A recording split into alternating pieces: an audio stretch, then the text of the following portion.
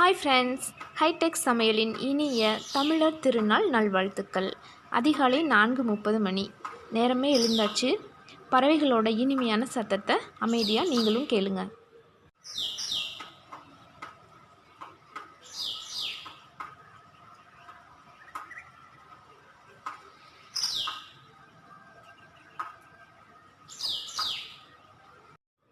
பறவைகளோட சத்தத்தை கேட்டிங்களா? ரொம்ப இனிமையாக இருந்துச்சா?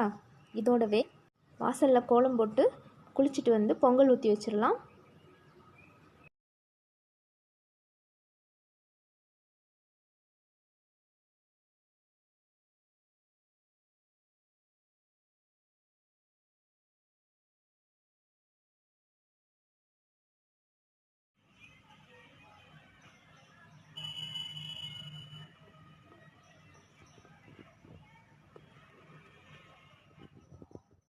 சாமி கும்பிட்டுட்டு நான் நாமக்கல்லில் இருக்க கொல்லிமலையில் இருக்க அரப்பளீஸ்வரரை தரிசிக்க கிளம்பலான்னு இருக்கோம். அரப்பளீஸ்வரர் ஆலயத்தை நோக்கி நமது பயணம் தொடங்கிவிட்டது. கொல்லிமலை அப்படின்னாலே சித்தர்களும் மளிகை பொருட்கள் தான் நமக்கு ஞாபகத்துக்கு வருவாங்க. நீங்களும் கொல்லிமலை செட்டு மளிகை பொருட்களை பற்றி கேள்விப்பட்டிருப்பீங்க. நான் சித்தர்களை பற்றியும் நிறையா கேள்விப்பட்டிருக்கேன். எங்கேயாவது நம்ம கண்ணுக்கு சித்தர்கள் தென்படுவாங்களா அப்படிங்கிற ஆசையோடவும் நான் கிளம்பிட்டேன்.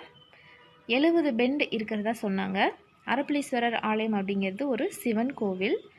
அந்த சிவன் கோவிலில் தரிசிச்சுட்டு வந்தால் ரொம்ப நல்லதுன்னு சொன்னாங்க. இயற்கை காட்சியோட சிவனையும் தரிசிட்டு வரலான்னு கிளம்பியாச்சு. 70 பெண்ட் இருக்குது. அதில் காரில் தான் போயிட்டுருக்கோம். இயற்கை காட்சியை ரசிச்சுட்டே போகிறோம். குரங்குகளோட எண்ணிக்கை ரொம்ப அதிகமாக இருக்குது. 70 பெண்ட் இருந்தாலும் அதுலேயும் கொண்டுட்டு வந்து அரசியல்வாதிகள் விளம்பரமெல்லாம் பண்ணி வச்சுருக்காங்க. பாருங்கள் எவ்வளோ அழகாக இருக்குது அப்படின்னு. இது இயற்கை காட்சியின் அழகை ரசிச்சுக்கிட்டே நாங்கள் மேலே போய்கிட்டு இருக்கோம். அந்த சைடில் இருக்க எல்லா கல்லையும் ஓவியங்கள் கூட சில இதில் வரைஞ்சிருந்தாங்க. சின்ன சின்ன குட்டி கிராமங்கள் நிறைய இருக்குது போல் இருக்குது.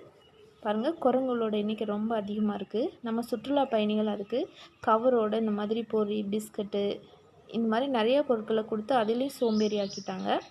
இந்த குட்டி குரங்கு பொரியை எவ்வளோ அழகாக எடுத்து சாப்பிடுதுன்னு பாருங்கள். ஒரு பெரிய குரங்கு வந்து அதை துரத்தி விட்டுருச்சு.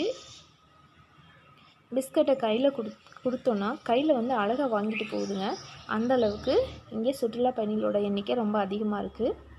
குரங்குகள் மட்டும் இல்லை, சித்தர்களாவது எங்கேயாவது நம்ம கண்ணுக்கு தென்படுறாங்களான்னு நான் அவளோட பார்த்துட்டே போயிட்டுருக்கேன். சைடில் எல்லாம் வாழை மரம், வெத்தலை கொடி, மிளகு கொடி இந்த மாதிரி நிறைய வகையான பொருட்கள் எல்லாம் இருக்குது. நான் பார்த்துட்டே போயிட்டுருக்கேன். நிறைய அரிய வகை மூலிகைகள் இந்த கொல்லிமலையில் இருக்கிறதா சொன்னாங்க.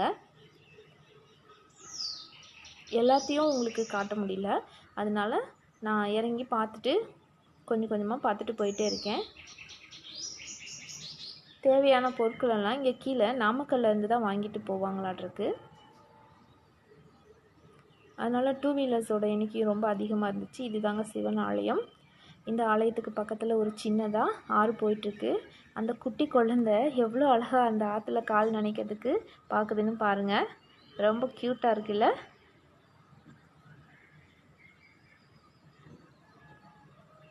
இந்த ஆற்றை கடந்து அந்த பக்கமும் போய் இயற்கை அழகை பார்க்குறதுக்காக பயணிகள் போய்கிட்டு வந்துட்டு இருக்காங்க.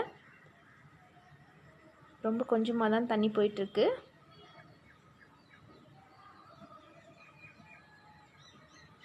சிவனை தரிசிச்சுட்டு வந்தாச்சு. ஃபோட்டோ எடுத்துகிட்ருக்காங்க, அதையும் நான் கவர் பண்ணேன். பாருங்கள் எவ்வளோ அழகாக பூக்கள் மரங்கள் ரொம்பவே அழகாக இருந்துச்சுங்க. எல்லா அரிய வகை மூலிகை செடிகளும் இங்கே இருக்கிறதா சொன்னாங்க. எனக்கு தெரிஞ்ச 1-2 நான் வீடியோ எடுத்திருக்கேன். இது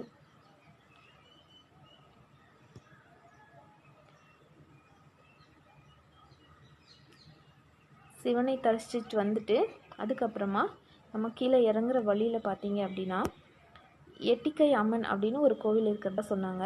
அந்த எட்டுக்கை அம்மனையும் நம்ம பார்த்துட்டு போகலாம் அப்படிங்கிறதுக்காக நம்ம போய்கிட்டு இருக்கோம்.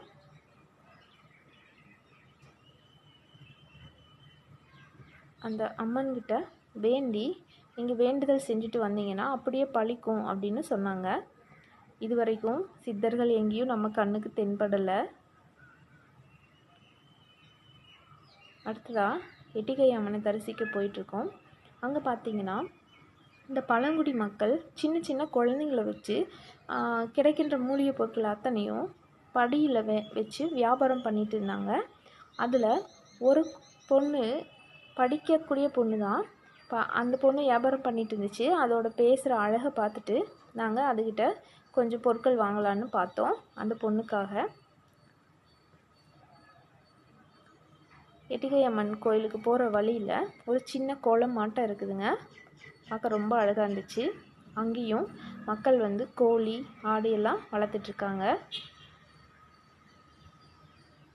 இது எட்டிகை அம்மன் கோவிலுக்கு போகிற வழி.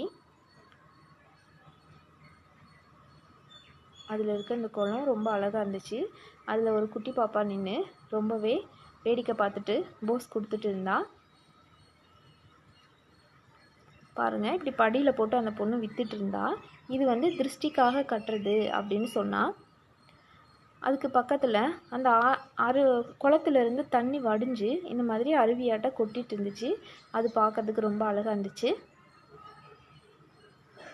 எல்லாத்தையும் பார்த்துட்டு அழகை ரசிச்சுட்டு எட்டிகை அம்மனையும் தரிசிச்சுட்டு நாங்கள் அப்படியே கிளம்பியாச்சு.